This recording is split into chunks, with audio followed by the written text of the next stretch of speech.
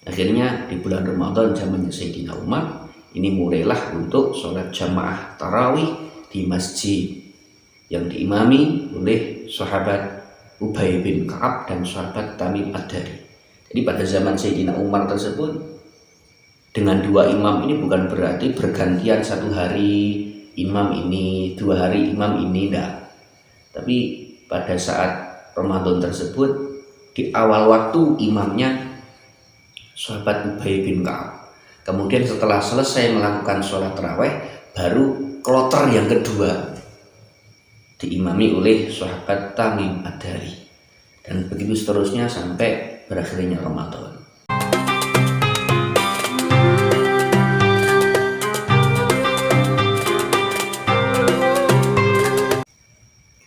Assalamualaikum warahmatullahi wabarakatuh. A'udzubillahi minasyaitonirrajim. Bismillahirrahmanirrahim. Alhamdulillah, wassalatu wassalamu ala Rasulillah Sayyidina Muhammad ibn Abdillah wa ala alihi wa ashabihi wa mawalah, amma ba'da. Dalam kesempatan kali ini kita akan memahami apa yang disebut bid'ah, karena ternyata banyak di masyarakat kita yang rancu memahami apa itu bid'ah, apa definisi bid'ah, sehingga banyak di sekitar masyarakat kita orang-orang yang memahaminya dengan serampangan. Akhirnya mereka mengkafirkan sesama umat muslim, akhirnya mereka mensyirik-syirikkan amaliyah umat muslim, sehingga terjadilah satu pertikaian, terjadilah satu saling tuduh kekafiran. Maka ini kita harus mencari solusi, yaitu salah satu dengan cara kita memahamkan, mensosialisasikan kepada masyarakat apa itu bid'ah. Jadi ini bermula dari ada khiwar, ada dialog antara seorang ulama dengan ulama yang lain. Yang satu adalah orang yang pro terhadap bid'ah, semuanya dikatakan bid'ah apabila tidak cocok dengan apa yang dilakukan oleh Rasulullah. Bid'ah sesuatu yang tidak pernah dilakukan pada zaman Rasulullah dikatakan bid'ah. Kemudian ada seorang ulama panutan kita, yaitu Syekh Muhammad bin Alawi Al-Maliki. Beliau mengatakan sesuai dengan kaidah Ahlus Sunnah wal Jamaah bahwa bid'ah itu dibagi menjadi dua, ada bid'ah hasanah, ada bid'ah madhmumah. Jadi berawal dari situ kita memahami apa itu bid'ah. Jadi kelompok-kelompok orang-orang yang mengatakan bid'ah di dalam segala hal, artinya ini bid'ah, sedikit-sedikit bid'ah, sedikit-sedikit bid'ah. Mereka itu berdalih bahwa Rasulullah SAW pernah bersabda, kullu bid'atin dolalah wa kullu dolalatin finnar. Artinya setiap bid'ah itu adalah sesat, wa kullu dolalatin finnar, dan setiap kesesatan itu ada di neraka. Rasulullah berkata seperti ini. Shahihus Syar'i mengatakan setiap bid'ah adalah sesat dan setiap kesesatan ada di dalam neraka. Sedangkan imammu, yaitu Imam Syafi'i, mengklarifikasi bid'ah, ada bid'ah hasanah, ada bid'ah madhmumah, ada bid'ah bagus, ada bid'ah yang buruk. Maka kamu milih mana antara Shahihus Syar'i Sayyidina Muhammad dan Imam Syafi'i? Kamu milih mana antara Rasulullah dan ulama? Nah, ini kan membuat narasi orang awam kan rancu. Jadi orang awam kan menganggap bahwa klarifikasi seperti ini adalah klarifikasi sesat, karena Rasulullah mengatakan setiap bid'ah adalah sesat. Sedangkan ada ulama yang mengatakan bahwa bid'ah itu ada yang baik, ada yang buruk. Berarti kan dibenturkan, seolah-olah ulama sama Rasulullah dibenturkan. Milih mana? Ya otomatis karena orang awam yang mereka tidak memahami tentang kaidah-kaidah syarak, memahami usul fikih, maka mereka otomatis akan memilih ya Rasulullah, seperti itu. Jadi kita harus faham bagaimana konsep bid'ah, bagaimana takrifnya atau definisinya bid'ah, sehingga kita bisa menerapkan ada amaliyah-amaliyah yang masuk kategori bid'ah ataupun amaliyah-amaliyah yang tidak dikatakan bid'ah, bahkan dikatakan sunnah, seperti itu. Kita kembali kepada mahwal bid'ah. Apa itu bid'ah? Jadi bid'ah ini kita fahami dari segi etimologi, artinya dari segi lugawinya, dari kebahasaannya. Jadi bid'ah itu dari kata bada'a, artinya ibda'u syai' min ghairi sabakin, ibda'u syai' min ghairi sabaki mithalin, artinya menginovasi sesuatu tanpa sebelumnya ada. Jadi menginovasi sesuatu yang sebelumnya tidak pernah ada, ini dikatakan sebagai bid'ah secara lughawi. Ada juga yang mengatakan bahwa bid'ah ini secara lughawi artinya adalah lelah ataupun letih. Karena suatu saat ada seorang Arab Badui, Arab pedalaman, ini ketemu sama Rasulullah, dan Arab Badui ini mengatakan, ini ubdi abi fahmilni. Ya Rasulullah, saya letih. Fahmil lima, maka bawalah saya di atas tumpaan kamu. Aneh seperti itu. Jadi ini dua arti bid'ah secara etimologi, yaitu ikhtira' ala ghairi mithalin atau ihdatsu amrin ala ghairi sabakin. Jadi menginovasi sesuatu yang tidak ada tiruannya sebelumnya. Itu seperti itu cara lughawinya. Tapi ulama memilih takrif atau memilih definisi yang pertama ini, yaitu menginovasi sesuatu yang tidak ada contohnya. Ini bid'ah secara lughawi. Maka kita akan tahu nanti bagaimana dan kenapa ulama kita mengklasifikasikan bid'ah itu ada dua, ada bid'ah yang hasanah, bid'ah yang madhmumah. Karena secara bahasa seperti ini. Jadi kita garis bawah bahwa ulama kita, ulama ahlus sunnah wal jamaah ini mengklasifikasikan ada yang madhmumah dan ada yang mahmudah. Ini berdasarkan pengertian secara lugawinya, secara etimologi, secara kebahasaan, yaitu adanya sesuatu amalan atau ada sesuatu hukum yang belum pernah ada di zaman Rasulullah, maka hukum tersebut apabila sesuai dengan kaidah syarak, maka dikatakan sebagai bid'ah yang hasanah, bid'ah yang bagus. Misal contoh dikatakan sholat tarawih berjamaah di bulan Ramadan. Ini sholat tarawih berjamaah di bulan Ramadan ini saat Rasulullah masih hidup, saat kekhilafahan atau khalifah Sayyidina Abu Bakar As-Siddiq, ini tidak pernah dilakukan. Jadi Rasulullah sholat tarawih ini dengan cara sendiri-sendiri, atau kalau tidak sendiri-sendiri ada seorang yang sholat malam, kemudian ada orang yang datang, kemudian orang yang datang ini bermakmum kepada orang tersebut. Maka inilah haliyah saat-saat qiyamul Ramadan, qiyamul lail di bulan Ramadan saat Rasulullah masih hidup, dan juga pada zaman Khalifah Sayyidina Abu Bakar As-Siddiq.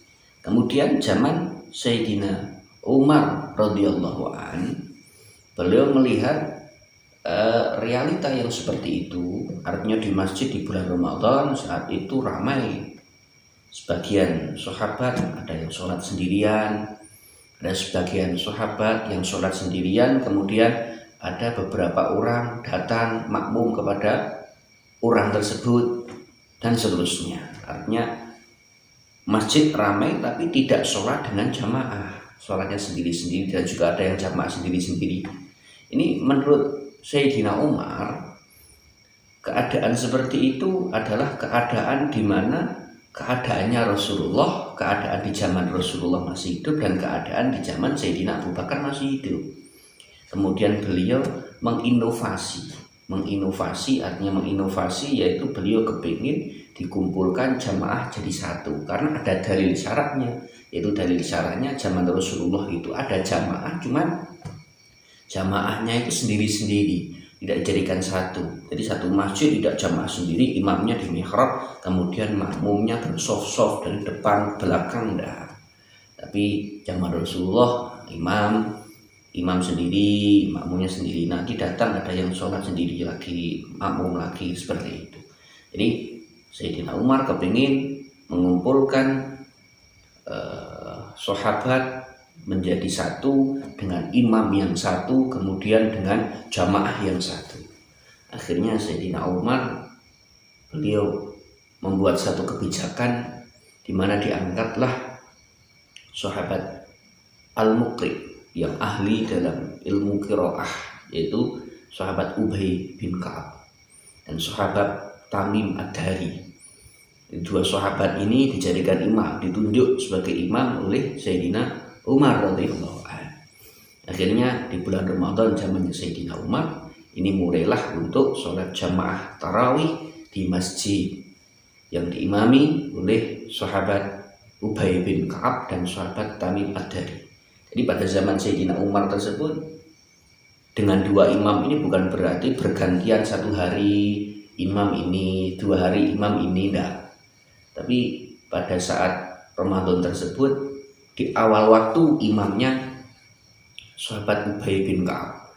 Kemudian setelah selesai melakukan sholat tarawih, baru kloter yang kedua diimami oleh sahabat Tamim Ad-Dari, dan begitu seterusnya sampai berakhirnya Ramadan.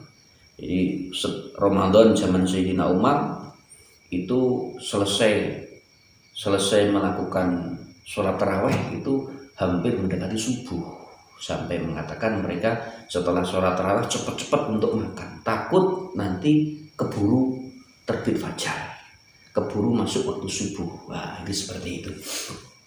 Dan kemudian beliau juga mengangkat imamnya perempuan yang bernama Sulaiman bin Abi Hathmah.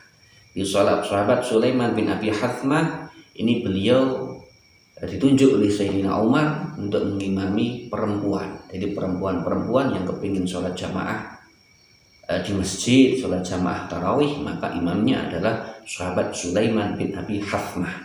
Itu seperti itu zaman Sayyidina Umar. Kemudian suatu saat Sayyidina Umar keluar ikut berjamaah sholat tarawih, dan beliau berkata, dan kalam beliau masyhur, nikmatul bid'ah hadhihi, sebagus-bagusnya bid'ah adalah ini. Artinya tarawih berjamaah dengan imam satu, jamaah satu. Nikmatul bid'ah hadhihi, sebaik-baik bid'ah adalah ini, sholat tarawih berjamaah dengan imam satu. Jadi ini yang kemudian difaham secara luas oleh ulama salihun, oleh salafun salih, ulama kita dalam pengklasifikasian bid'ah. Jadi bid'ah itu diklasifikasikan secara bahasa, ada bid'ah yang mahmudah, ada bid'ah yang madhmumah. Dari situlah kita faham kenapa Imam Syafi'i ini mengklasifikasikan bid'ah itu madhmumah, bid'ah itu mahmudah. Sedangkan Rasulullah mengatakan kullu bid'atin dhalalah wa kullu dhalalatin finnar. Setiap bid'ah adalah sesat dan setiap kesesatan adalah neraka. Maksudnya Rasulullah ini menghendaki bid'ah secara istilahnya atau bid'ah secara terminologi, sedangkan Imam Syafi'i ini menghendaki bid'ah yang ada madhmumah, yang baik dan yang buruk. Ini adalah secara lughawi atau secara kebahasaan. Seperti bahasanya Sayyidina Umar, kalamnya Sayyidina Umar, nikmatul bid'ah, nikmatil bid'ah hadhihi. Nah, itu seperti itu. Jadi ini pemahaman bid'ah secara lughawi. Kemudian masuk di dalam takrifnya bid'ah yang secara syar'iyah atau takrifnya bid'ah, pengertian bid'ah secara terminologi. Ini saya sampaikan pendapatnya Ibnu Rajab Al-Hambali. Ibnu Rajab Al-Hambali di dalam kitab Jami'ul Ulum wal Hikam. Jadi Ibnu Rajab ini bermadzhab Hambali, dan biasanya orang-orang yang bermadzhab Hambali ini adalah orang-orang yang anti terhadap klasifikasi bid'ah mahmudah, bid'ah madmumah. Beliau berkata,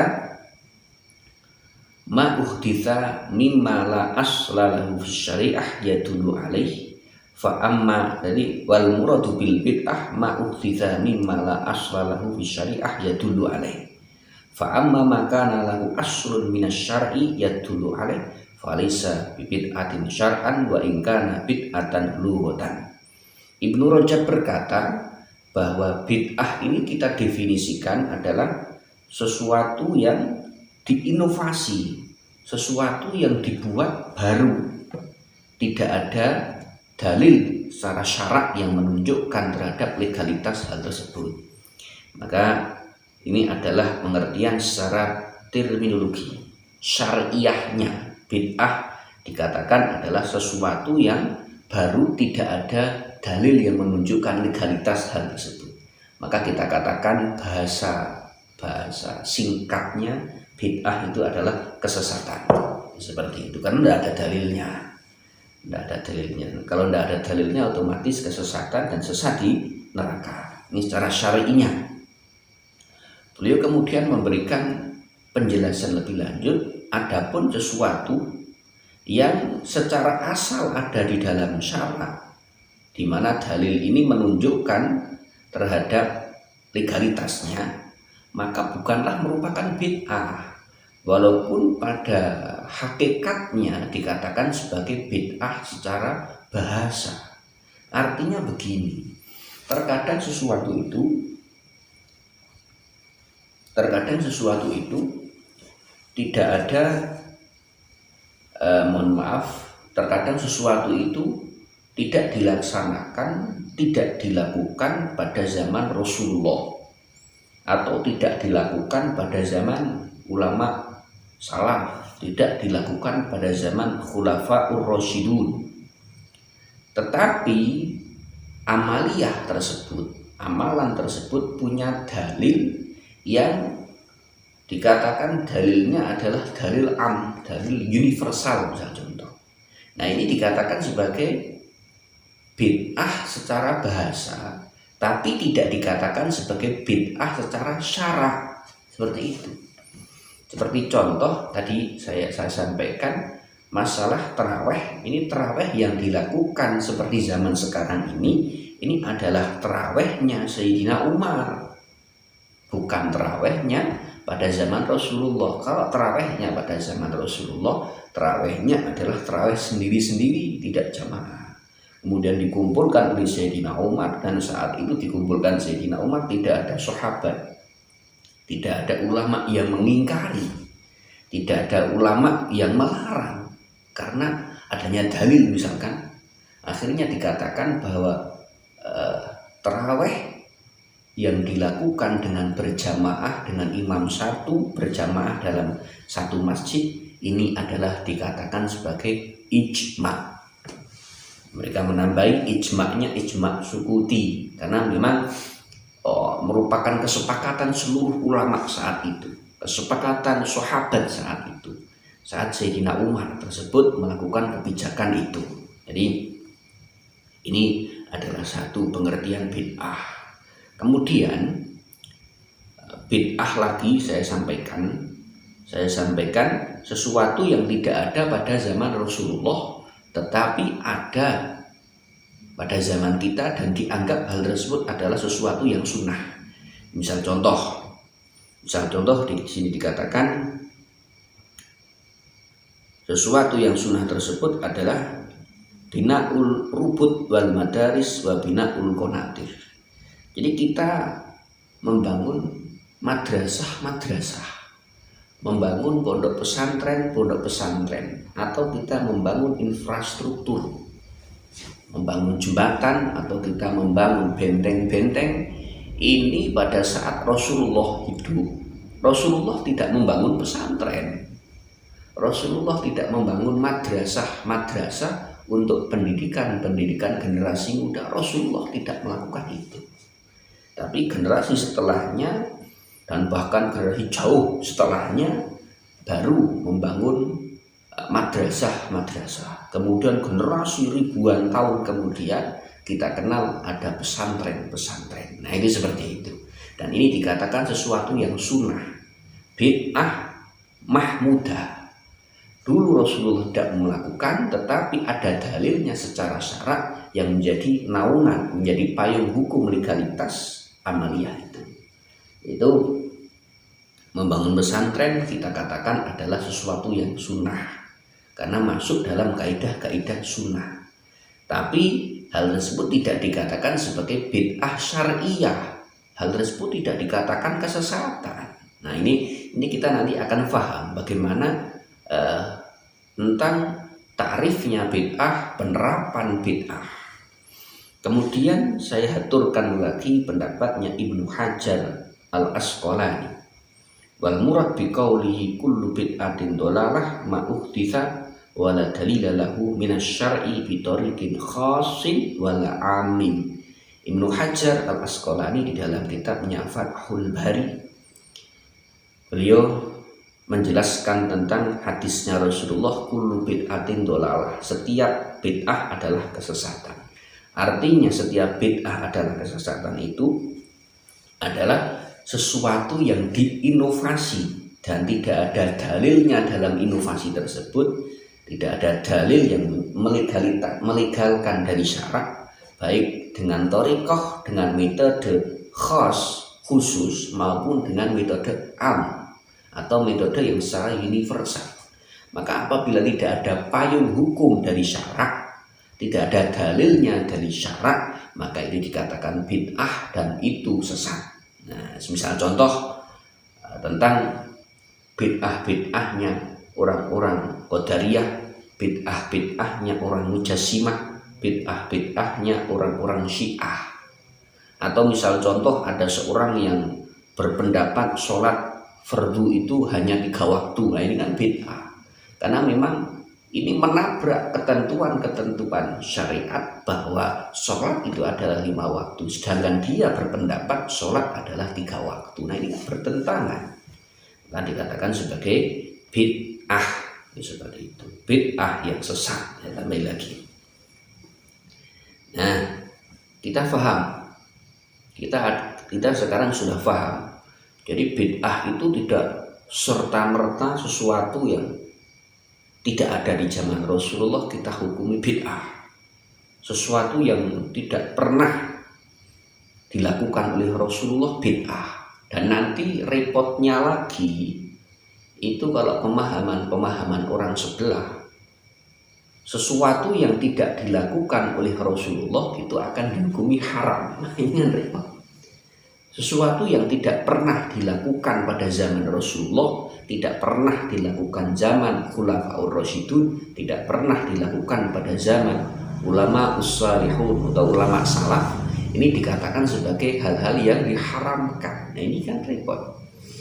Nah, makanya mereka ini karena punya pendapat seperti itu, padahal pada realitanya mereka ini membuat inovasi-inovasi, termasuk inovasi-inovasi di dalam bangunan, inovasi-inovasi di dalam membangun Ka'bah, membangun Masjidil Haram, inovasi di dalam berpakaian, inovasi di dalam kendaraan, inovasi di dalam segala hal, segala macam. Itu akhirnya mereka seakan-akan terkena belenggu sendiri. Mereka terkena durinya sendiri karena sesuatu yang tidak dilakukan pada zaman Rasulullah adalah sesat. Sedangkan mereka ini membuat inovasi, bangunan mereka dibuat bangunan yang tinggi yang tidak ada di zaman Rasulullah. Kemudian ada inovasi-inovasi di dalam pembangunan Masjidil Haram. Ini mereka tertabrak oleh ketentuan mereka tentang definisi bid'ah. Karena zaman Rasulullah Masjidil Haram ya seperti itu, sangat sederhana sekali. Sekarang sudah dibangun luar biasa megah. Kemudian inovasi dalam kendaraan, inovasi dalam kenegaraan dan yang lain sebagainya. Ini akhirnya mereka terpojok dan mengklasifikasikan mengklasifikasikan bid'ah menjadi dua. Mereka mengatakan bid'ah ada bid'ah duniawiyah, ada bid'ah diniyah. Jadi kelompok mereka itu pembagiannya bid'ah ada dua, yaitu bid'ah diniyah, bid'ah duniawiyah. Kalau bid'ah diniyah mereka katakan itu haram. Kalau bid'ah diniyah, mau bid'ah duniawiyah, bid'ah yang sifatnya duniawi seperti pembangunan, pakaian, inovasi-inovasi di dalam pemerintah, ini tidak apa-apa. Ini kan mereka juga aslinya bertentangan terhadap apa yang mereka ucapkan pada awal tadi, yaitu mereka mengatakan Rasulullah mengatakan setiap bid'ah sesat dan setiap kesesatan di dalam neraka. Kemudian mereka membagi ada bid'ah hasanah, ada bid'ah duniawiyah, ada bid'ah diniyah. Berarti ini kan bertentangan. Nah sekarang kita balik saja. Apabila kita bertemu orang-orang seperti itu, kita balik. Rasulullah mengatakan setiap bid'ah itu adalah sesat dan setiap sesat di neraka. Kemudian ulama kamu mengatakan bahwa bid'ah itu adalah bid'ah duniawi, ada bid'ah yang diniyah. Maka kamu mau milih mana antara ulama kamu dan Rasulullah? Kan seperti itu. Apabila kita balik untuk menerapkan debat dengan mereka. Jadi kita kembali kepada pembahasan bahwa pembagian bid'ah ini ada dua, yaitu pembagian klasifikasi yang diaturkan oleh Imam Syafi'i, yang disampaikan oleh Imam Syafi'i. Beliau sebagai orang yang pertama kali mengklasifikasi bid'ah menjadi dua, ada bid'ah yang mahmudah, bid'ah yang madhmumah. Jadi Imam Syafi'i beliau mengklasifikasi, beliau berkata di sini saya sampaikan qaulnya Imam Syafi'i, al bid'ah bid'atani, bid'atun mahmudah wa bid'atun madhmumah, fima wafaqas sunnah fahuwa mahmudah wa ma khalafa fahuwa madhmumah. Beliau berkata bid'ah ada dua, yaitu bid'ah mahmudah dan bid'ah madhmumah. Sesuatu yang cocok terhadap sunnah maka dikatakan bid'ah mahmudah, bid'ah yang bagus. Dan sesuatu yang bertentangan dengan sunnah adalah bid'ah yang madhmumah. Jadi artinya seperti tadi saya sampaikan bahwa ada klasifikasi bid'ah ini adalah klasifikasi bid'ah yang secara lughawi atau bid'ah secara kebahasaan. Karena bid'ah secara syarak semuanya adalah sesat, seperti itu. Juga ada lagi ulama kita, ensiklopedi di ulama kita itu ada Imam Izzuddin Ibnu Abdissalam di dalam kitabnya Qawaidul Ahkam fi Masalihil Anam. Beliau mengklasifikasikan bid'ah ini bahkan menjadi 5 klasifikasi, yaitu ada bid'ah yang wajib, ada bid'ah yang sunnah, ada bid'ah yang mubah, ada bid'ah yang haram, ada bid'ah yang makruh. Jadi sesuai dengan hukum taklifi. Ini kalau menurut Imam Izzuddin Ibnu Abdissalam di dalam kitabnya Qawaidul Ahkam fi Masalihil Anam. Karena beliau memandang bid'ah ini adalah satu sematan nama yang disematkan kepada satu amalan. Apabila amalan tersebut sesuai dengan kaidah-kaidah wajib, maka hal tersebut dikatakan wajib. Jadi menurut beliau bid'ah itu ada yang wajib. Karena bid'ah wajib apabila kaidahnya adalah masuk dalam kaidah usul fikih wajib, maka kita melakukan bid'ah tersebut wajib. Tapi sekali lagi garis bawah, ini adalah bid'ah lughawi. Bid'ah lughawi atau bid'ah secara etimologi. Khitabun syar'iyyun yadullu alal ijab.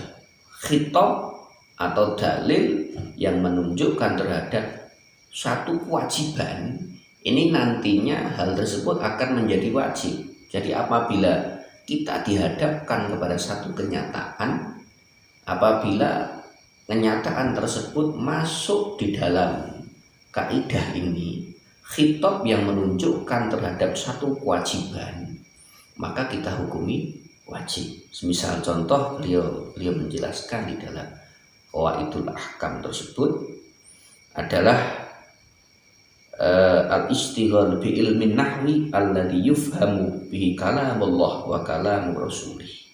Kita tersibukkan untuk belajar ilmu nahwu, kita mengajar ilmu nahwu, ini wajib, hukumnya wajib. Kita mempelajari ilmu nahwu. Kenapa? Karena kita diperintah oleh Allah Subhanahu wa taala untuk memahami Al-Qur'an, untuk memahami kalamnya Rasulullah, hadisnya Rasulullah. Dan kita bisa memahami Al-Quran tersebut, memahami hadisnya Rasulullah tersebut, yang notabene bahasa Arab kita harus paham tentang gramatika Arab. Kita paham tentang suluk-beluk bahasa Arab agar kita dalam memahami hadisnya Rasulullah, konteks Al-Quran kita tidak keblinger, kita benar. Itu seperti itu. Misal dalam bahasa Arab itu rohibaan dan rohibafi itu maknanya beda. Man rohibaan sunnati, misalnya contoh Rasulullah bersabda, man rohibaan sunnati, barang siapa yang benci terhadap sunnahku, kan seperti itu. Jadi rohibaan dimaknai sebagai benci, tapi rohibafi itu dimaknai sebagai senang. Ini salah satu contoh kaidah dalam ilmu nahwu. Dalam ilmu nahwu agar supaya kita faham, bisa memahami Al-Quran, konteks hadis secara benar.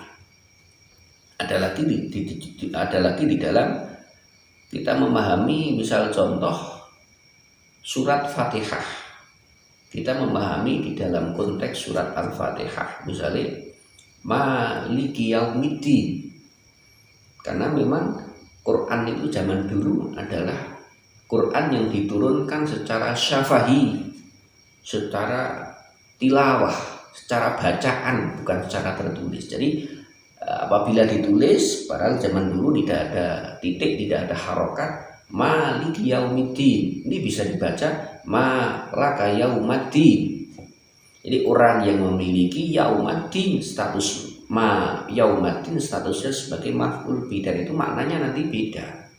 Atau Maliki Yaumiddin, Maliki